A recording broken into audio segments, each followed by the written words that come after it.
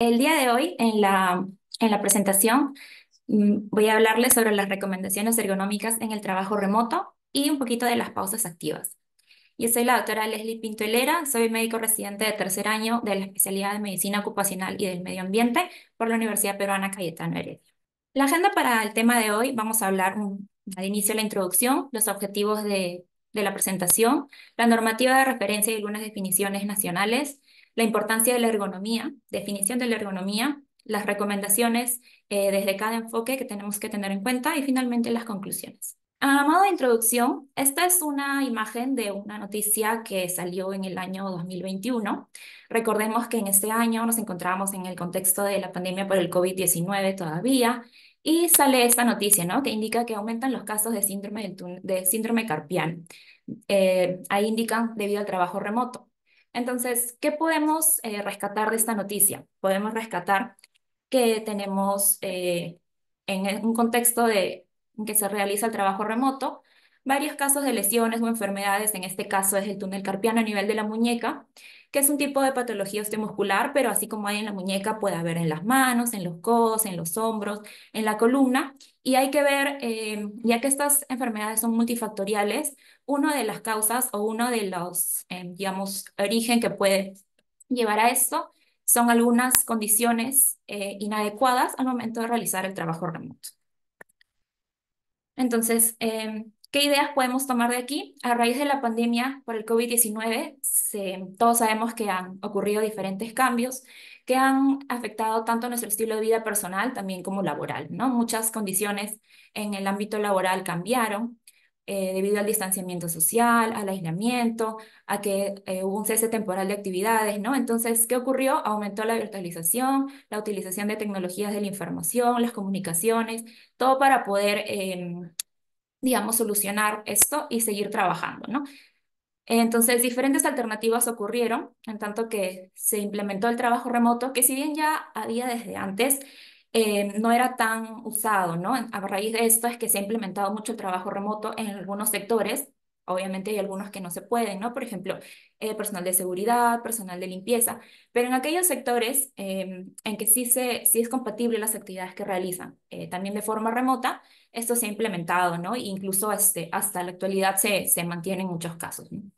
Pero esto, a pesar de que tiene sus beneficios, también tiene unos peligros, ¿no? Nos ha dejado bastantes retos en cómo gestionar y cómo controlar diferentes peligros y riesgos, que hay varios que en este caso vamos a ver los ergonómicos. ¿Cuáles son los objetivos? Proporcionar las recomendaciones prácticas para mejorar condiciones ergonómicas en aquellos trabajadores que tienen puesto de trabajo o funciones en modalidad remota. O también podría aplicarse a personas que realizan trabajo presencial, pero de tipo administrativo, de tipo de oficina. Y con esto prevenir la aparición de trastornos osteomusculares o, en el caso de que ya se tenga, prevenir el agravamiento. Entonces, en el caso de Perú, tenemos una normativa de referencia, que es la principal, ¿no? Nuestra Ley de Seguridad y Salud en el Trabajo, que tiene un decreto supremo, en este caso del 2012, en el que en el glosario de términos nos va a dar bastantes definiciones y los lineamientos para, a partir de ahí, tomar las medidas. Una definición importante, y para ubicarnos un poquito e ir entrando al tema, es la diferencia entre los peligros y los riesgos. Son dos palabras bien importantes que son distintas, ¿no? Si bien pueden parecernos similares, un peligro vendría a ser una situación que de manera intrínseca podría ocasionar un daño, ¿no? O sea, tiene un potencial de generar un efecto perjudicial en nuestra salud.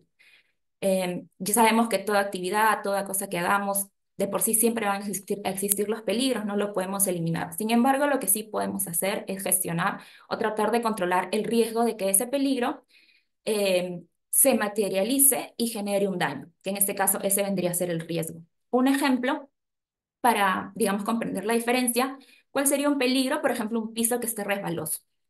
¿Cuál sería el riesgo? La probabilidad de que una persona se caiga, ¿no?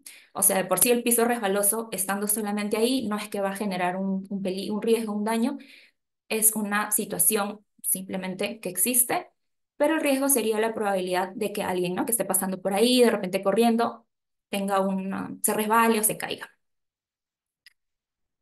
Entonces, tenemos en todos estos peligros Hay varios peligros, nos vamos a enfocar ahora en el peligro ergonómico y asociado a esto vamos a hablar de la ergonomía. En este caso, la normativa que nos habla específicamente de eso es la Resolución Ministerial 375 del 2008, en la que nos va a brindar el procedimiento y las consideraciones y recomendaciones para poder llevar a cabo un trabajo remoto, ¿no? Un trabajo administrativo con un menor riesgo. En esta normativa también se aplica a los trabajos que son operativos, pero en este caso eso escapa del tema de hoy. Vamos a enfocarnos en el trabajo administrativo. Entonces, ¿qué es todo esto, no? Que estoy mencionando, ¿qué es la ergonomía? Es también llamada la ingeniería humana y es la ciencia que busca optimizar la interacción entre el trabajador y la máquina o el ambiente o el contexto en el que realiza su trabajo y la interacción entre ello y el trabajador, ¿no? El fin de esto es adecuar los puestos, los ambientes, las máquinas, las herramientas, los lugares de trabajo, incluso la misma organización y funciones al trabajador, según las capacidades y características que tenga, ¿no? ¿Y con qué objetivo, no? ¿Por qué existe esto y por qué es importante? Porque minimiza los efectos negativos, enfermedades, lesiones, ¿no? Daños en la salud y mejora el rendimiento y la seguridad del trabajador. Entonces, ojo que aquí la ergonomía se refiere a que se adapte el contexto del trabajo, ¿no? Se adapte el ambiente, se adapte el puesto, los equipos al trabajador. No el trabajador se tiene que adaptar al trabajo. Entonces, justamente la ergonomía busca, ¿no? Estudiar todas estas características, situaciones y diferentes aspectos para poder hacer un cambio en estos factores de riesgo o peligros ergonómicos. ¿Por qué es importante? Primero porque se alinea a los reglamentos, a, ¿no? a todo lo que refiere a la seguridad y salud en el trabajo, contribuye a una mayor satisfacción laboral, reduce el riesgo de los trastornos musculoesqueléticos, esto que es bien importante. También los problemas visuales están relacionados, ¿no? a factores de riesgo disergonómicos y aumenta la productividad y eficacia. Entonces, los trastornos musculoesqueléticos que vendrían a ser son todas las alteraciones a nivel físico corporal que afectan a nivel de músculos, tendones, ligamentos, nervios, articulaciones, cartílagos, huesos, toda la parte, digamos, estructural, ya sea en la columna vertebral, miembros superiores, brazos, o inferiores, las piernas, los muslos. Ese sería el principal daño, ¿no? O efecto que tiene en la salud. Entonces, por eso lo resalto. Entonces, dentro de ellos, la importancia, ¿no? El que está en el recuadro verde, por ejemplo, ¿qué es lo principal que se presenta en los trabajadores en esta modalidad? La principal molestia, ¿no? Lo que refieren principalmente son dolores en la columna vertebral, principalmente a nivel cervical, ¿no? En el cuello, la cervicalgia es la más frecuente. Luego de ello, son los dolores y molestias en la columna lumbar, que sería en la parte más baja, y también la fatiga visual y la sequedad ocular, sobre todo en aquellos trabajos que son la mayoría que implican el uso de pantallas, ¿no? Las laptops, las computadoras. También hay otras molestias oculares y también dolores en otras articulaciones como podría ser las muñecas, los codos, hombros también, pero en menor frecuencia. Entonces, dentro de los peligros ergonómicos tenemos diferentes, ¿no? tipos, todos los que están en los recuadros, y en este caso los que están resaltados con azul más oscuro son los que están relacionados o los que se presentan en el trabajo remoto, que son los que vamos a enfocarnos ahora, ¿no? Entonces, todos ellos tienen, ¿no? la probabilidad de desencadenar, si es que no se controla bien el riesgo, ¿no? O si las condiciones no son adecuadas, estos trastornos musculoesqueléticos y trastornos en la visión. Para entender un poquito en qué casos, ¿no? En qué situaciones podría ser. Por ejemplo, aquellos trabajadores que hacen movimientos repetitivos, se refiere a movimientos, a un mismo movimiento que se mantiene y se repite dentro de la de la jornada laboral, ¿no? Esto genera una sobrecarga, un sobreesfuerzo en la misma zona. Por ejemplo, estamos hablando, por ejemplo, en el hombro, un ejemplo, ¿no? Entonces, si es que yo hago muchos movimientos en el que yo estoy haciendo mucha flexión, extensión, rotación, elevación, ¿no? Cualquier tipo de movimiento sobre esa misma articulación, eh, y repito ese movimiento muscular, ahí estoy, digamos, ejerciendo un riesgo sobre esa articulación. Como valores nos ponen que se realice ese mismo movimiento más de 4 veces por minuto, o sea que es cíclico, y durante más de 2 horas al día.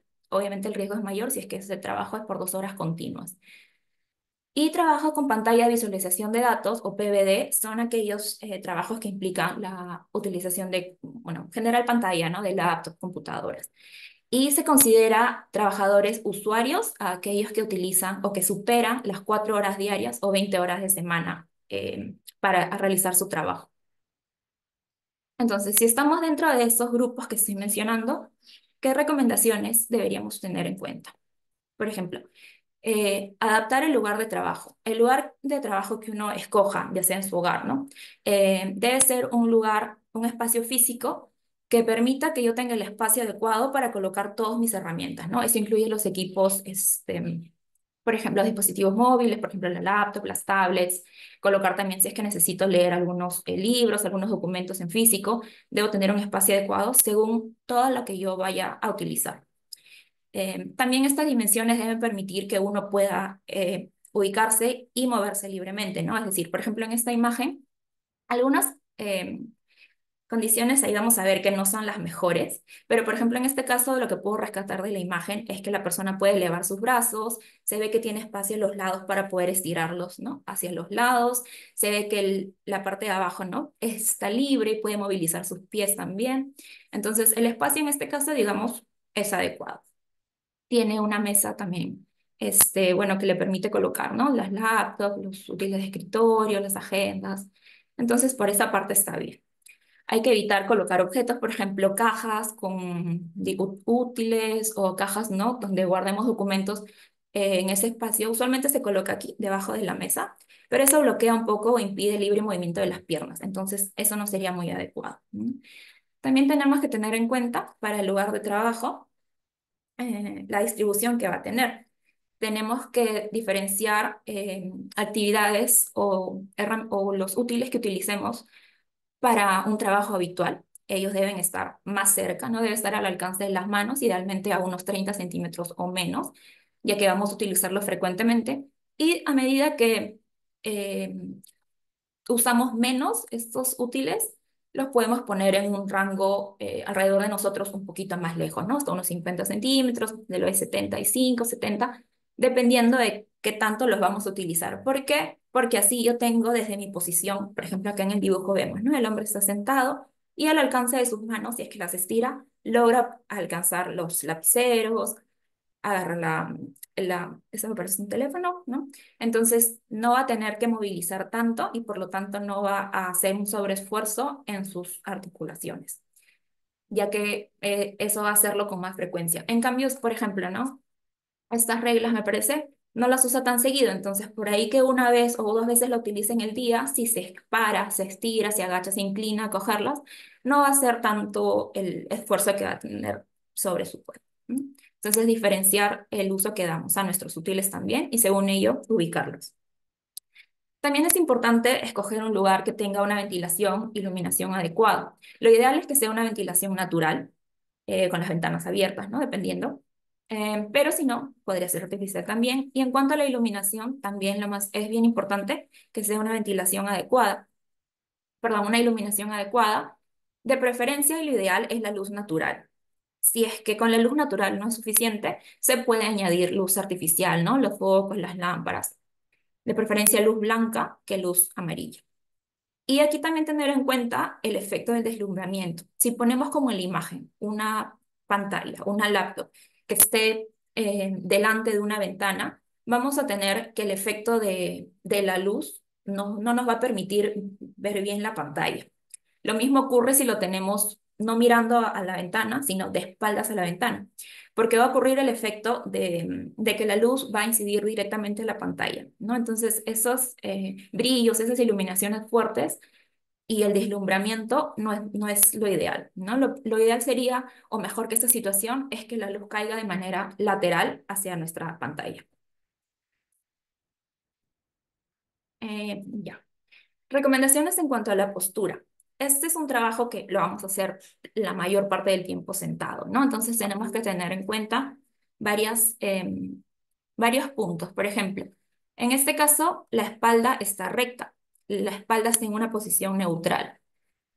Hay que evitar estar muy inclinado hacia adelante, muy inclinado hacia atrás. también hacia los lados, ¿no? Porque la columna puede desviarse en eje hacia adelante, hacia atrás, o también puede tener desviaciones laterales, ¿no? Entonces, lo ideal es mantener una postura neutra en todas las articulaciones. En la columna, por ejemplo, en el cuello, en la espalda, en la región lumbar. Vemos que las piernas también hacen un ángulo en las rodillas también neutral.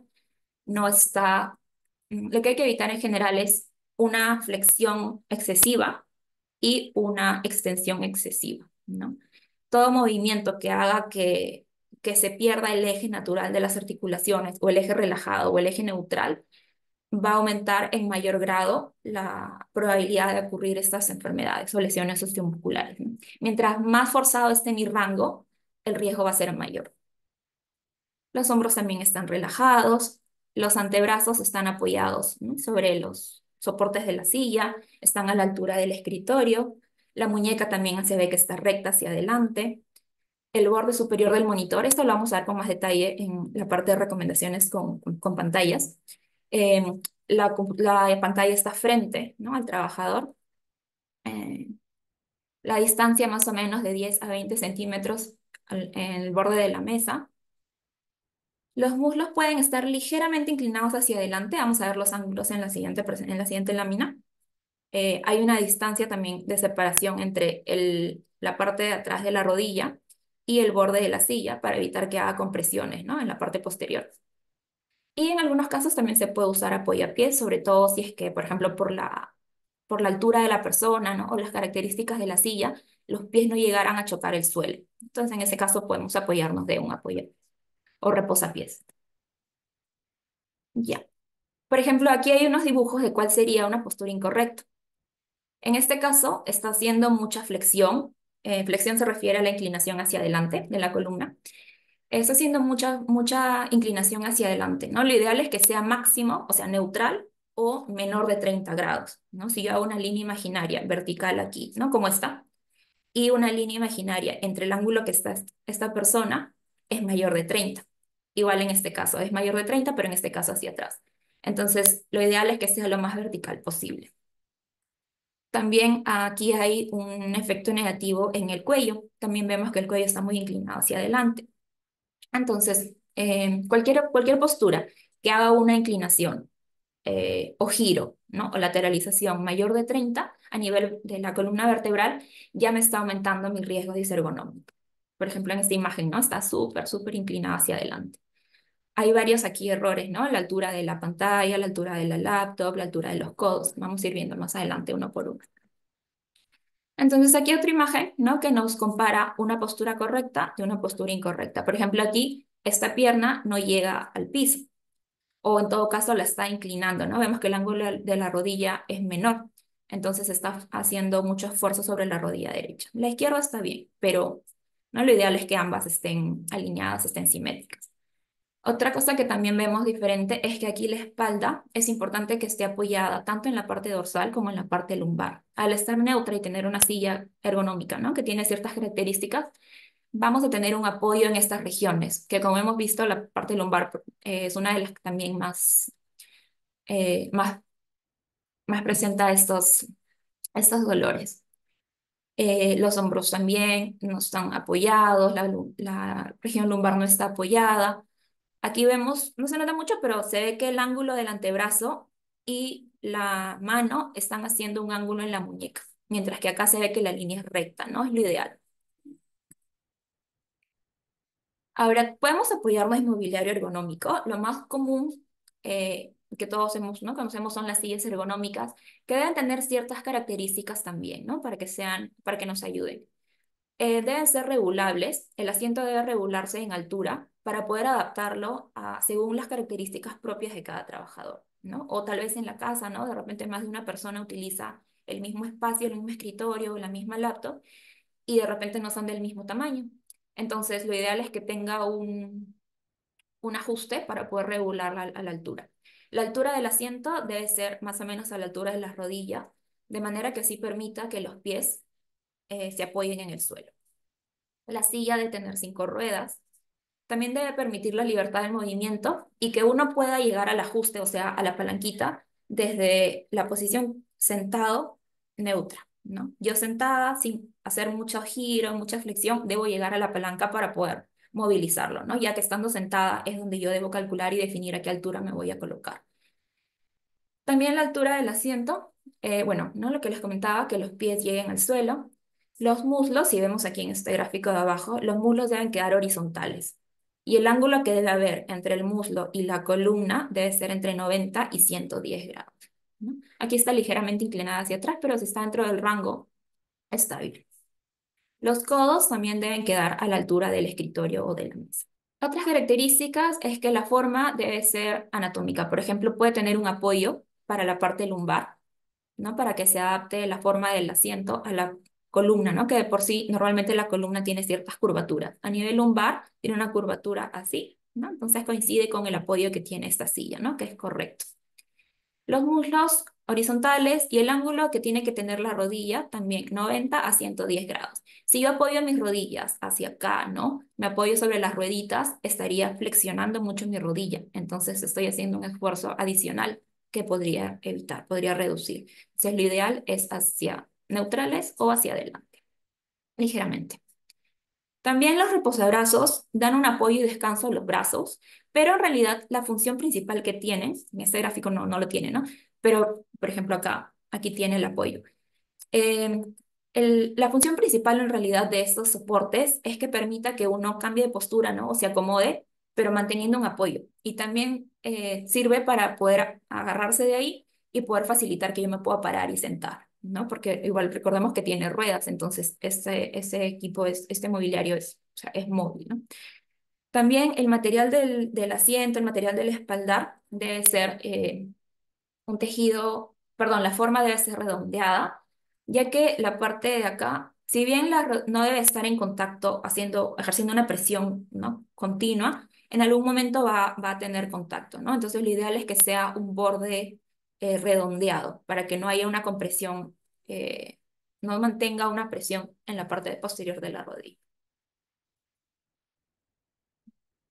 El tejido debe ser flexible, debe ser transpirable, tiene que tener un colchonamiento de al menos 20 milímetros o centímetros de espesor y evitar los materiales deslizantes, ¿no? Ya que eso va a hacer que perdamos de repente sin darnos cuenta la postura.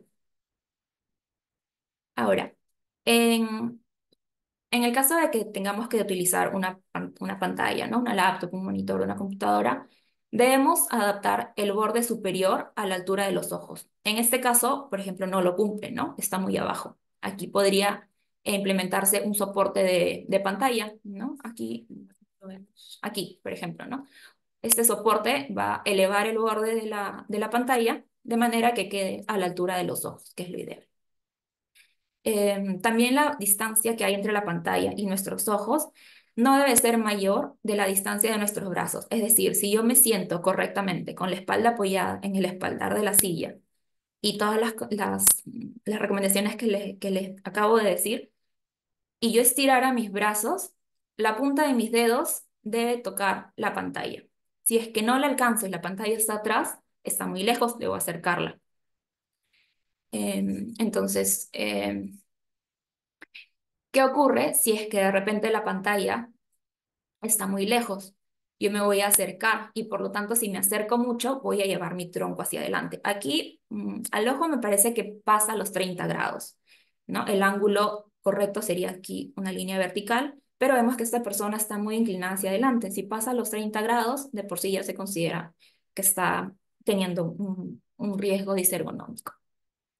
Y en este caso sí es correcto, ¿no? Mantiene la espalda recta, apoyada al espaldar, la pantalla, el borde superior está a la altura de los ojos, ¿no? Entonces la distancia es correcta y no va a tener la necesidad de inclinarse hacia adelante. O lo mismo si estuviera muy cerca, ¿no? Se inclinaría hacia acá. Entonces, también tenemos que tener en cuenta el teclado y el mouse. Lo ideal sería tenerlo a la misma altura. Hay también mouse ergonómicos que tienen los botones no arriba, sino hacia los lados. Entonces, eso hace que no se haga mucha presión entre la parte interna de la muñeca y la mesa, ¿no? Entonces, eso podría aumentar los casos como la noticia del inicio, ¿no? El síndrome del túnel carpiano. Entonces, al tenerlo de manera lateral, disminuye un poco esa presión. También hay los mousepads, ¿no? Que tienen un material como cojín para que el contacto en la muñeca no sea directamente sobre una superficie rígida, sino le da un soporte, le da como, como un acolchonamiento, ¿no? Entonces eso también disminuye el riesgo.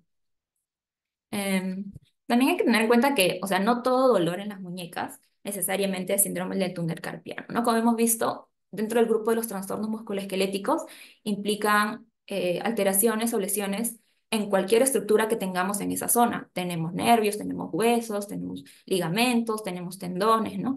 Entonces, estas son recomendaciones a nivel general para evitar cualquier tipo de trastorno musculoesquelético en diferentes regiones de nuestro cuerpo. También se puede utilizar el atril. En este caso, bueno, no hay la foto, pero un atril es como decir, si yo tuviera un libro, por ejemplo, ¿no? Y lo pongo apoyado en la mesa, o sea, horizontal, también voy a estar haciendo sobreesfuerzo al poder girar el cuello, ¿no? Lo ideal sería tenerlo en un atril así como es similar a este soporte, tal vez un poco más inclinado o más vertical, en el que yo puedo apoyar ahí documentos, puedo apoyar libros, ¿no? Entonces ya yo lo veo a esta altura. Entonces va a ser más fácil de que manteniendo mi posición, mi visión abarque todas las herramientas y lo que tengo que visualizar. Así va a disminuir el movimiento frecuente del cuello y también la fatiga visual. Hay un ejercicio que se conoce como la regla 20-20-20, que es bien práctico, que cada 20 minutos de trabajo continuo podemos desviar la mirada de la pantalla hacia un punto, cualquiera que escojamos, que esté a una distancia de 20 pies, más o menos 6 metros, ¿no? Y miramos lo que sea que escojamos, ¿no? Puede ser la ventana, puede ser la otra mesa, cualquier objeto que no sean pantallas, que no sea el celular tampoco. em, y lo miramos durante 20 segundos. Y luego de eso continuamos con nuestras labores, ¿no? En la computadora. ¿Por qué pasa esto o por qué se recomienda esto? Porque cuando uno mira las pantallas, inconscientemente la frecuencia en que uno parpadea es menor, ¿no? O sea, si normalmente uno parpadea por minuto cierto número de veces, cuando uno utiliza una pantalla, inconscientemente no se da cuenta, pero es menor. Entonces, al parpadear menos, ocurre que no se lubrica bien la superficie de nuestros ojos. Entonces, como no se lubrica lo suficiente, se seca. Al secarse, genera dolores al parpadear, genera enrojecimientos, genera irritación, lagrimeo, picazón, incluso hasta dolores de cabeza. Entonces, se recomienda que hagamos estas pautas visuales, ¿no? ¿Qué pasa si es que yo trabajo con varias laptops o de repente una laptop, una computadora, un iPad, ¿no? Lo, Aquí la ubicación va a depender bastante de qué función tenga cada una, porque eso va a diferenciar la cantidad de tiempo que yo use cada uno, ¿no? Entonces, si es que vamos a ver dos imágenes, pero va a variar. Lo ideal es que, independientemente del número de pantallas que yo utilice, los monitores traten de ser del mismo tamaño. Por ejemplo, si es que tengo dos monitores, idealmente del mismo tamaño, ¿no? Claro que si tengo una laptop y un iPad, ahí no va a poder ser, ¿no? Pero lo ideal es que se traten de tener al tamaño similar o si no, en todo caso, la altura, que sea todos en que el borde superior esté a la altura de los ojos, ¿no? Ubicar o guiarse del borde superior. Deben estar situados a la misma altura. Y que la configuración que tengamos en cada uno de ellos, la resolución, el brillo, el color, el contraste, sean iguales o similares para evitar los sobreesfuerzos al pasar de pantalla a pantalla, ¿no? Para que la afectación o el cambio para que el cambio sea el menor y así le afecte lo menos posible a nuestra visión al cambiar de pantalla de una a otra. Ya, por ejemplo, en este caso tenemos un trabajador que requiere dos pantallas, pero ellos utilizan una más que la otra, ¿no? O sea, marcadamente se enfocan casi en una y la otra, digamos, es un apoyo o no lo usan tan seguido. En este caso, el monitor principal, que es este, ¿no? En este caso el de acá, debe situarse frente al trabajador. O sea, imagínense como que si solo trabajara con una laptop, ¿no? La distancia, la altura, todo debe ser como si solo trabajara con una pantalla. Y el monitor secundario, o sea, la otra pantalla, debe colocarse al lado del ojo dominante, ¿no? Por ejemplo, en este caso, su lado es el lado derecho. En este caso, asumo que es el izquierdo. Y el ángulo que debe haber entre pantalla y pantalla, acá creo que lo podemos ver. Por ejemplo, si yo mirara desde arriba, ¿no? El ángulo de las pantallas, así, debe ser 30 grados, ¿no? Entre una pantalla y pantalla deberían haber 30 grados. Eh, entonces, el mouse y el teclado sí van a estar alineados a la pantalla principal, como si solo existiera, ¿no? La primera, y el otro va a ser la pantalla accesoria. Entonces, la mayor parte del tiempo, las funciones que realice las va a realizar en el sentido hacia el frente y pequeños momentos va a poder girar, ¿no? Lo ideal es que eh, el giro para que el trabajador mire la pantalla principal y la pantalla del costado no hagan que mi cuello haga un giro de más de 30 grados, porque recordemos que a partir de 30 grados o más ya se considera un riesgo disergonómico, ¿no? Entonces, lo ideal es que estén juntas y que los bordes también, si se puede, hagan contacto uno con el otro. En el caso que utilice dos pantallas por igual, ¿no? Hay que colocar ambos monitores juntos frente al trabajador, los bordes superiores a la misma altura, si se puede, a la altura de los ojos, y los bordes de adentro, ¿no? Los bordes del lado de acá, es haciendo contacto al centro. ¿Para qué? Para que también, y también a 30 grados, ¿no? Por ejemplo, si acá yo hiciera una línea entre el trabajador y esta pantalla, y el trabajador y esta pantalla, el ángulo de la visión entre una pantalla y la otra, 30 grados o menos. Hay casos en que de repente trabajen con más pantallas, ¿no? Otro tipo de puestos de trabajo que trabajan con más pantallas se adicionan a los lados a manera de semicírculo. Y en este caso, igual, el mouse y el teclado van al centro de ambas. También hay que tener en cuenta e incorporar las pausas activas. ¿Qué son las pausas activas? Son breves descansos que el trabajador toma durante su jornada laboral, en el que va a realizar algunos ejercicios físicos o movimientos. Em, el tiempo de las pausas debe ser de 7 a 10 minutos, no debe pasarse por cada 50 minutos de trabajo continuo. Cada ejercicio que haga debe durar 10 segundos. Se sugiere que se hagan estas pausas 3 veces durante un turno laboral de 8 horas o también similar si es cada 2 horas de trabajo. No se recomiendan hacerlas al inicio del turno, es decir, yo llego a mi puesto de trabajo, por decir, a las 8 y a las 8:30 no haría una pausa activa, ¿no? Porque lo ideal es que, o sea, el beneficio viene cuando yo implemento esto para cortar una postura prolongada. Entonces, de 8 a 8:30 en 30 minutos no se considera tanto una postura prolongada, ¿no? Esto ocurre a partir de las 2 horas continuas. Entonces, me voy a beneficiar de realizarlas cada 2 horas de trabajo. Y es importante incentivar estos ejercicios, como por ejemplo el estiramiento, para compensar la tarea que desempeño. Por ejemplo, si es que mi trabajo es sentado, no movilizo mucho mis piernas, no movilizo mucho mi columna, en las pausas activas yo tengo que enfocarme en esas zonas para poder hacer ejercicios de estiramiento y para poder activar esas zonas, ¿no? Eh, también hay otras pausas, por ejemplo, son las pausas pasivas, ¿no? Pero en este caso lo menciono porque si yo, por ejemplo, en mi trabajo estoy tipeando mucho, estoy usando mucho el mouse, estoy forzando mucho o movilizando mucho mis muñecas, en las pausas activas no me conviene hacer movimientos de muñecas porque esas ya las estuve, digamos, trabajando, ¿no? Entonces voy a priorizar las zonas en las que yo no las utilice tanto, ¿no? Y en las otras solamente estiramientos. ¿Qué ventajas tiene? Las pausas, lo primero que van a hacer es cortar, interrumpir esa postura prolongada que yo esté llevando. ¿Qué más va a hacer? Va a disminuir o revertir la fatiga muscular, aumentar la circulación, hacer una pausa, hacer perdón, una,